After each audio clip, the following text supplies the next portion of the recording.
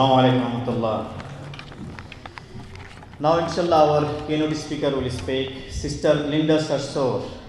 There is no introduction needed for her, but I still like to focus few points. Sister Linda Sarsour is a Muslim practicing woman and community activist.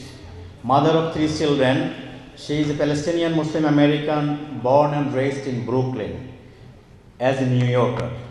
Sister Linda is a former executive director of the Arab American Association of New York and co-chair of the Women March on Washington, which advocate for just legislation and policies regarding human rights and other issues.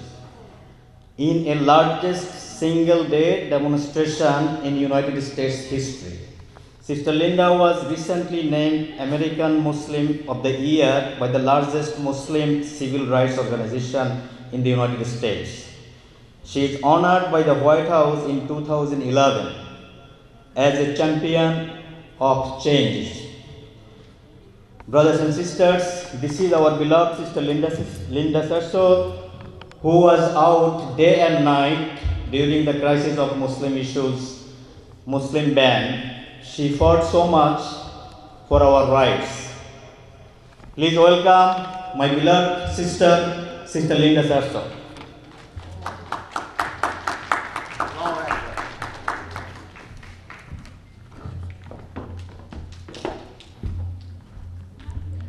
Assalamu alaikum. I am very deeply honored and humbled to be here today, and I don't think we're going to have to do too much work. I think that it is very clear to me what this project is about and how necessary it is. And I know this community very well, and I know your generosity. I have seen your generosity before, and I know that inshallah we will be celebrating very near the opening of the beautiful Arafa Islamic Center.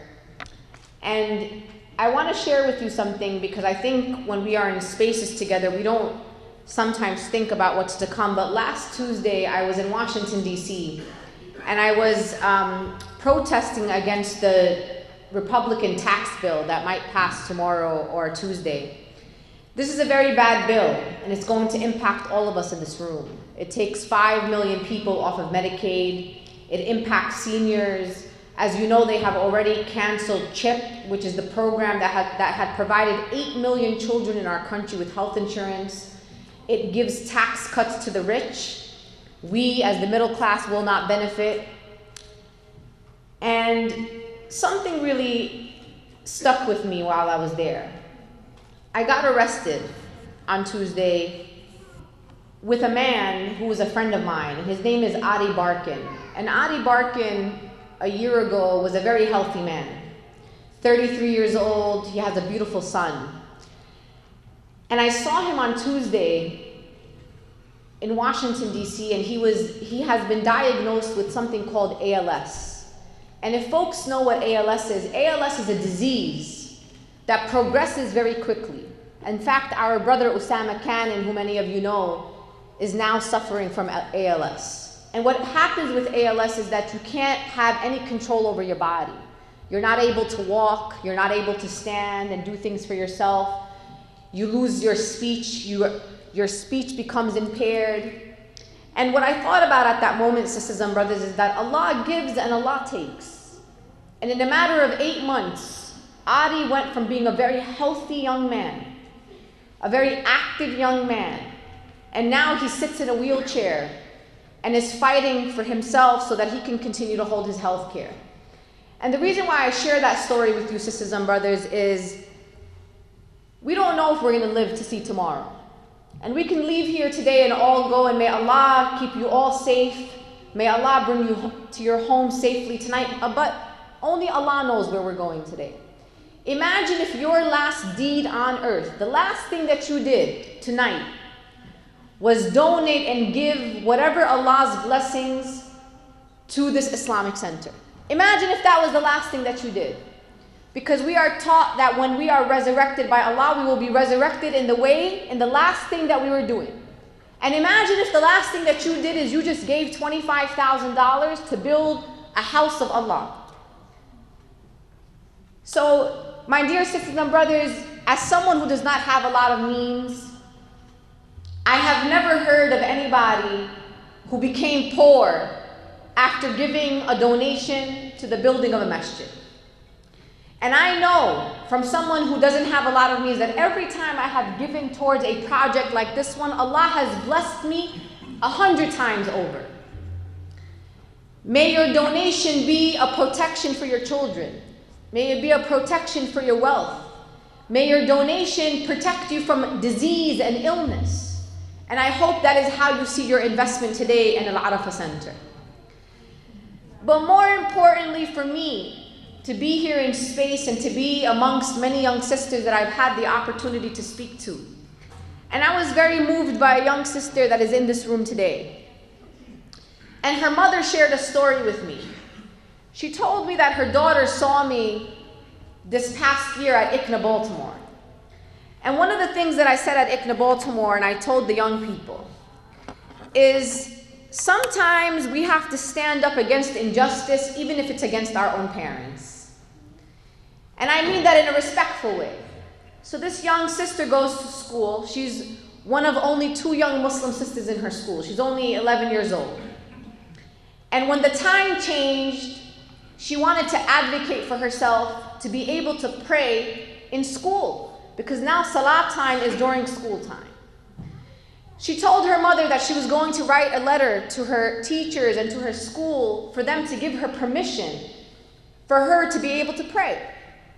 And her mother, who is a very distinguished woman who's in this room, she's a physician herself, said to her, "My dear daughter, why don't you just wait to pray when you get home? Why do we always have to make a thing about everything? Khalas, sister, like you pray." Her daughter said, "No, I'm going to write this letter." She took the letter, she gave it to her father, and her father signed the letter. And when her daughter presented this letter to her teacher, it went up all the way to the principal, to the superintendent. And they created a protocol in the district that would take children and escort them during Dhuhr prayers to a quiet space so the children had the opportunity to pray. This is, sisters and brothers, this is what I'm invested in. We're we're old now. When we have institutions and leadership in our community that cultivates these young people to continue in their efforts to be unapologetically Muslim. This little girl doesn't care if people in her school see her pray. She wanted to make sure that not just her, but any Muslim child could have the encouragement to do that during school hours. And what I want to tell young people in this room, and I want to tell all of you, is that we're living in very difficult times, and I'm not going to lie to you. And Allahu A'lam, the worst may be yet to come. And it's because, my dear Muslim sisters and brothers, while I love this country, and many of you here are immigrants, and you came here for a better life, and maybe your parents came here for a better life, I don't take this country for granted. It gave my Palestinian immigrant parents the opportunity to come here and give me a better life. So I didn't have to grow up under military occupation. But at the same time, while I do not take this country for granted and I love this country, I also know that this country is built on a very bad history that did very horrible things to people. We have to acknowledge in this country as Muslims that we live in a country that was founded on the extermination of indigenous people. When we came to this land, when this country was founded, we massacred people who lived here. We also live in a country that enslaved African people. And 25 to 30% of those African enslaved people were Muslims. They were our people. You also live in a country when they said Muslim ban, people said, "Linda, they don't do bans in this country. They can't just ban a whole group of people from coming here." But we did do that. We passed a piece of federal legislation called the Chinese Exclusion Act, where we banned the Chinese from coming to this country. And then we also, in this country, as you know, we segregated people by race. And I will argue with you that in this country, we still segregate people by race. And we segregate people by class and socioeconomic status. And I can take you to schools all over New York City. majority black kids in this school, majority South Asian kids in this school, majority Latinos in this school. We still segregate people. It's just in a different way. In this country, we also interned Japanese Americans. We went around the homes to Japanese Americans and we stripped them and took them and detained them with their children in this country. So I want you to keep those things in mind, sisters and brothers. For me personally, I wasn't that outraged when Donald Trump became president. And I know a lot of Muslims were outraged. I was kind of outraged, but I was outraged for a different reason. I was outraged at the outrage. Because I was thinking to myself, did Donald Trump really introduce to you Islamophobia? Did he introduce racism to this country and sexism and xenophobia? These are things that were in this country before Donald Trump ever got here. We as Muslims have experienced Islamophobia in this country at least for the past 16 years since 9/11. And even just this past week, when there was a terrorist attack that happened by a young Bangladeshi man, guess what happened? Law enforcement went into Brooklyn terrorizing people who were from Bangladesh that had nothing to do with the terrorist attack. They went into the homes and they were throwing the furniture around and scaring our mothers and our daughters and our sisters. This wasn't happening 16 years ago. This was happening last week, where we were once again being blamed for an act of one man. And we would never do that to any other community. Why do we allow that to happen to our community, to our people? What I will say to you all is one of the things that I observe about the Muslim community, and especially our young people, is while we teach them Quran and memorization and Islamic schools, one thing that I hope is going to happen in the Arafa Islamic Center, and I am committed to helping this happen, is we also have to teach our kids the history of Islam in America.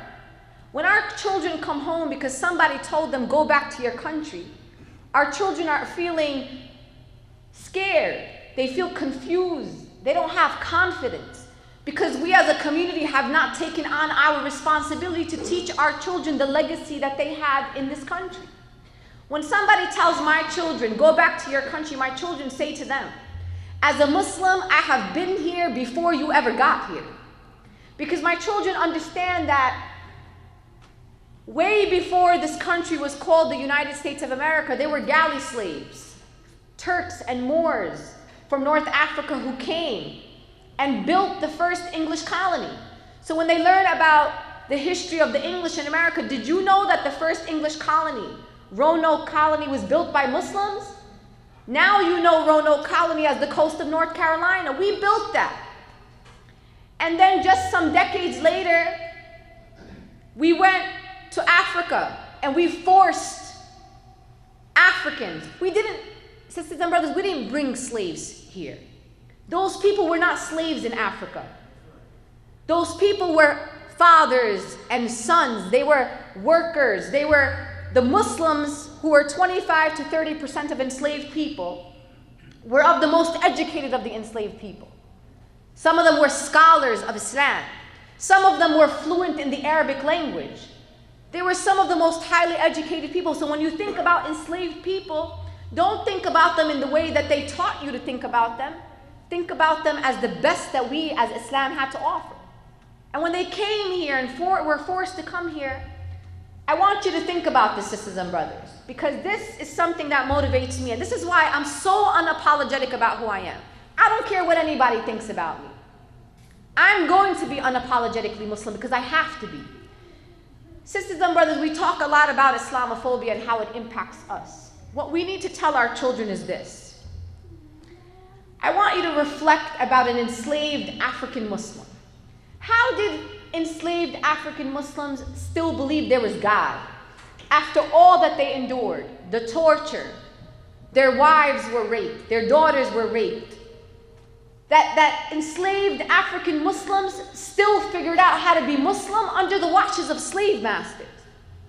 And how dare we, right now in 2017, so many centuries later, that our people held your place in this country, that you now want to cower or that we now want to stop investing in building and continuing the legacy of people before you? Did you ever think about when you walked into a masjid or when you were proudly saying that you are a Muslim, why are you able to do that? Because somebody before you sacrificed for you to be Muslim in this country. You didn't just show up off an airplane one day and say, oh, mashallah, I'm Muslim in America. Somebody created a space for you to be Muslim in this country. The question is, what are you willing to do for future generations to come in this country? What are you investing in for future Muslim generations? Oftentimes when I hear people say, and a lot of people in the Muslim community don't always agree with me, they say, Sister Linda, like, I don't know, you're aggressive, this kind of organizing and activism that you do. I don't know, Sister Linda, if this is the right way to do this. And I say to people all the time that I am, as someone who has studied the seerah of our beloved Prophet Muhammad, may peace and blessings be upon him, maybe I saw different things. Maybe I interpreted things differently. I believe wholeheartedly, sisters and brothers, that our beloved Prophet Muhammad, may peace and blessings be upon him, was an activist. He was a man who believed in alleviating suffering and uplifting the poor. He was a man who was a racial justice activist. He was the first man to teach us that an Arab is not more superior, that a white is not more superior than a black person. I didn't need Black Lives Matter movement to teach me that in Islam we are all equal regardless of our skin color. My deen teaches me that. My beloved Prophet Muhammad, may peace and blessings be upon him, he taught me that. When I am pursuing an education, I was taught by my beloved Prophet Muhammad that the best gift the father can give his daughter and an investment in his hereafter is to educate his daughters. My beloved Prophet taught me that. My beloved Prophet Muhammad, may peace and blessings be upon him, taught me that we must love the earth, the trees, that we must take care of the blessings that Allah gave us. I don't understand why there are not more Muslims in the environmental justice movement. This is not a separate movement from our community. That speaks directly to who we are as Muslims. Our Prophet was an animal rights activist. He cared about the animals because he believed that the animals were two blessings from Allah. So when we are teaching our children about our beloved Prophet Muhammad, may peace and blessings be upon him, I want you to teach them that he was an activist, that he stood up against injustice, that he was not afraid, and that if there was ever, for us ever to speak about the first victim of Islamophobia, it was our beloved Prophet Muhammad. He was called a magician, a liar. People said he was a liar. People threw garbage at him. People accosted him. But subhanAllah, even with all the things he had to endure, he still continued to move forward, and he inspired millions of people around the world to become Muslim. How did he do that? So what I tell young people all the time is that you have no choice but to be unapologetically Muslim. Because there are young people 50 years from now, 100 years from now, who are counting on you to be unapologetically Muslim so they can be unapologetically Muslim. And I always think about this, sisters and brothers. It's like a nightmare that I have, and I want to share with you this nightmare. I always think about Muslims 100 years from now. And you know this, none of us are going to be here 100 years from now. And I always imagine there's going to be this Muslim family sitting quietly in a basement. And they're going to be whispering to one another. And they're going to say, why are we so afraid to be Muslim? Why are we sitting here in Jamaica in a community and there's no masjid here for us? What were those Muslims doing 100 years ago? Why didn't those Muslims invest in us and our children? Why were the Muslims so hesitant when they knew that Allah blessed them and they could have used their blessings to help us build the future of Islam in America, but they chose not to do that? Why are our daughters not wearing hijab? Why don't our children have an Islamic school to go to? Why? Did they not believe in us? Did they not love their beloved Prophet Muhammad sallallahu alaihi wasallam? Was the cause of Allah not worthy enough for them? What were they doing? Sisters and brothers, 100 years from now, I want there to be a Muslim community in Jamaica, who says, MashaAllah, who were these Muslim brothers and sisters who were living 100 years ago? Look what they built for us. Look what they built for our children. They believed in us. They believed in our deen. They wanted us to be so unapologetically Muslim, and it's because of them and their donations and their investments to build this Arafa center that our beautiful children are running around in the masjid, that they understand the seerah of the beloved Prophet Muhammad, may peace and blessings be upon him, that they are defending their deen in this country, that we have a place to pray and the sisters have a beautiful place to pray. It is because of those Muslims. And imagine those Muslims making dua for you while you are not even on this earth and asking for Allah and His rahmah on you. I don't understand, sisters and brothers, what more has to happen. There is no cause more worthy than this cause right now. And for me personally, I don't think it's really a choice. I think it's our responsibility. I am prepared to donate to the Arafa Islamic Center. I want to be part of the story of building this masjid. Understanding that this is an investment in your hereafter. In fact, it is you as an individual that is going to benefit. So why would you not want to give towards something that you yourself and your family will benefit from? This is sadaqah jariyah. And imagine every letter of the Quran that a young person reads and the benefits that you will get for every memorized ayah, right? And every mother who gets to, every step that a mother takes to go into that masjid to pray, that you are getting the blessings of that opportunity. So what I'm hoping for you, my dear sisters and brothers, is to see this project. This is not the project of the board of Al-Arafa. This doesn't belong to Brother Tariq or Brother Mahmoud or Brother Misbah. This is a project for our Lord. And I always say to people all the time, and I say this, I do the work that I do, number one, because I believe that our beloved Prophet Muhammad sallallahu alaihi wasallam would be proud. And in fact, one day I went to do a fundraiser for ICNA relief. And before I went to speak on the stage, they put these kids to recite the poem that they wrote in their Islamic school. You know what the poem was called? The poem was called, "If our beloved Prophet Muhammad, may peace and blessings be upon him, came today, would he be proud of us?"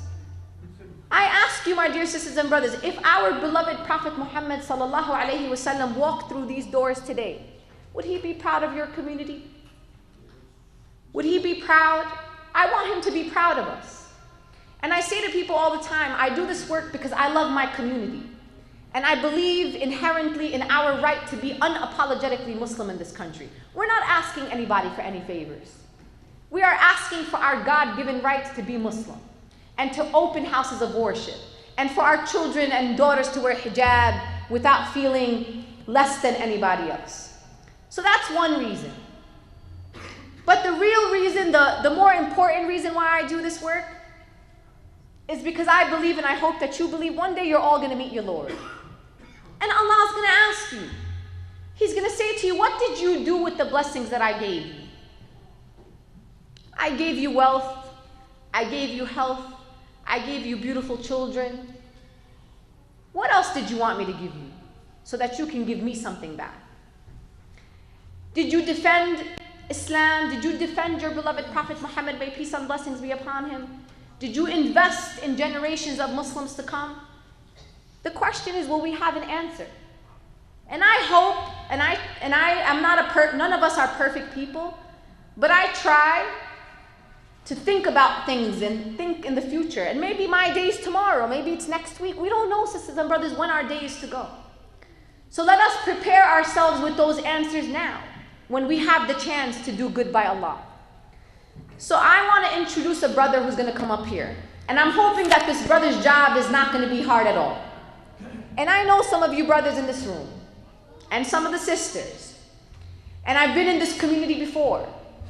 Generous community, one of the most generous communities in all of New York City. And I know for some of you, Allah has blessed you. Allah. And I know that you can give a lot to this masjid tonight. And before I bring this brother up, I want to say to all, may Allah bless you all and your families. May Allah protect you and protect your children and protect this beautiful community. May Allah make us victorious in this country.